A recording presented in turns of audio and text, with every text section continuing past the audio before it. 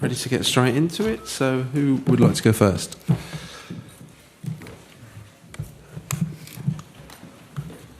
Hi, Thomas. Just could we have your thoughts not only on tonight's game, but on the whole camp? The 2 games, your first camp as England manager. Happy, satisfied? Yeah, very happy because of the players mainly. Staff was amazing. Organization of the camp was absolute top.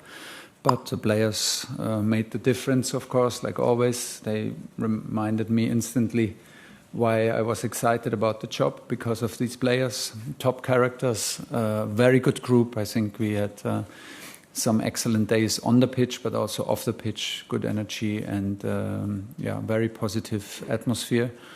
From the start until the beginning, everyone wants to give his best. Everyone is proud to play for England. Everyone wants to be in the starting 11, wants to come on. It was a good atmosphere, a good start. I think we need exactly these kind of matches, even in the tension of a World Cup qualifier, and also in the tension that not everything falls into place from the first minute.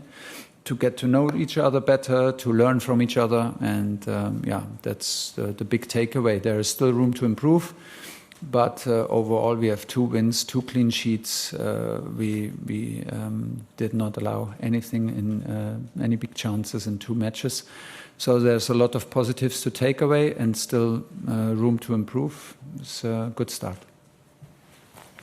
It's the back, 3rd row back there. Thanks, Grace. Hi, Thomas. Lovely to see you. Thank you. Reece James had an excellent game. He scored playing from right back. How do you rate his performance? And also, what do you make of his club manager, Enzo Maresca, saying that he sees him more as a midfielder, more as a midfielder rather than a right back? Do you see him as a right back in this team? Have you ever thought about putting him into the midfield or a different position? I think we did, but very, very rarely with Chelsea. I think if you play a dominant match like today, he can be, like in the last 20 minutes, a hybrid midfielder where he comes from the left or right fullback position and helps in midfield to create an overload, because he has the quality on the ball to accelerate with his passes, to play chip balls, to switch sides. He's very confident. Once it's an open game and a lot of transitions through midfield, I'm not so sure if it would suit him perfectly. There cannot be any doubt about Reece's quality in itself. It's the highest level. We were in close contact in the last weeks, and were absolutely sure that and clear that he trained for several weeks without pause. If he didn't play, it was a choice of the club. He was not injured. They protected him, which is fair enough. So we knew that he's in good shape. We knew that he's in a good space mentally, and that's what he proved. He was very positive throughout camp and full of quality, and showed it today on the pitch. Hi, Thomas. You mentioned against Albania how you didn't like the way your wingers played. Are you more happy the way Rashford and Bowen played today? No, I did not say that I didn't like how they played. I said they can have more impact than they had. I never said that it didn't try, and I never said that I didn't like. I think Marcus again showed today, especially in the first half, like the hunger and the desire to go again and again and again. Was not shy to take the dribblings, was more aggressive in his movements. Not everything fell into place, but the most important thing was that he showed this hunger and desire and the confidence in his abilities. We maybe lacked a little bit the support, because Jude played very centrally, and Miles Lewis-Kelly should support from the second line, but the information came a bit late in the half. Second half, we switched sides because we wanted the same aggressive Marcus and maybe a free right foot to have more deliveries from the side. But it did not suit him so well than the left side. And these are exactly the things that we need to learn and take away from these matches. We tried it, we saw it. It felt that we did not play into his cards. He did it for the team, which is also very, very good, because we see that everyone is trying to play the role for the team, and we need also to understand it's for almost all players, it's a new style to play. They have to adapt. They come from different cultures. They come from different systems. Sometimes they play out of position here in the national team. So it's not always so easy. But the effort and the results and the process is started. The results are there, and it's a good way to continue. Thomas, hi.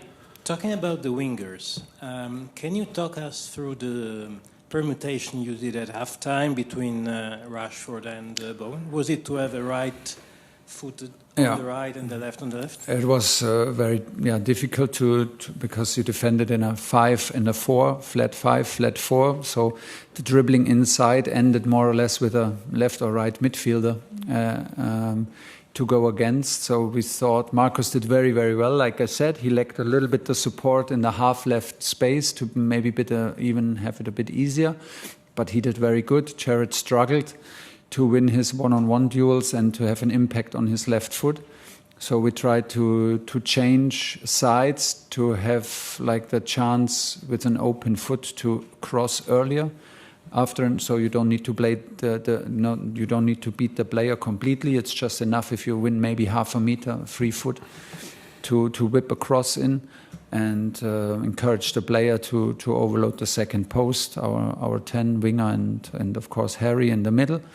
But it did. Yeah, we tried. Marcus tried again, which was on a high level. I think I was absolutely happy with his performance and satisfied. And then Epps came in and scored with the right foot because he's more of a dribbler than Jared. So that was the idea behind it. Hi Thomas, congratulations on the wins. You looked a little bit frustrated at times in that game. I wonder if over the process of both of these matches you feel like there's a bit more work to do than maybe you expected to kind of get your performance across? No, not at all, but it is normal in coaching that you sometimes see an opportunity and you feel the players don't see it, or you feel like I was twice a bit frustrated because I felt the opportunity for a high ball win once, I think, in a very high position around Harry, once in central midfield. And I felt that we don't take this opportunity to have a high ball win and maybe catch them unorganized. But this is normal, and you're for short seconds you're frustrated, and then you push the players again.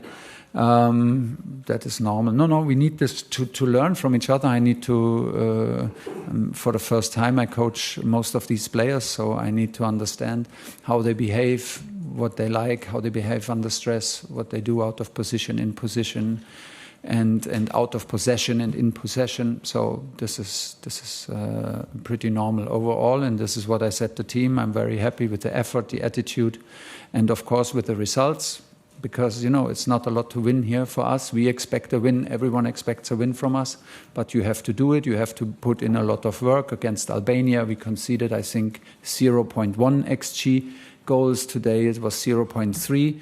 And it does not come by itself, because you see the quality if you give any opponent space. Nowadays in football, it can always be an early cross. There can always be difficult moments. But we reduced it to a minimum with a lot of invisible work. And the team is ready to put the effort in, and we will get stronger from camp to camp. Okay, 2 to finish there, and then Simon Page. Thomas, you were pretty nervous till the, I think, 68th minute when you scored the second goal. Was there any surprises that Latvians made? Maybe it was really hard to deliver ball to the Hurricane or something like that the Latvians made on the pitch? No, you could see if you score a second goal what it does to a team. It gives you freedom and it gives disappointment and frustration to the opponent, and suddenly your legs feel a bit heavier, and our legs felt a bit lighter after that. This is normal. I mean, we play a World Cup qualifier. We expect from ourselves to win.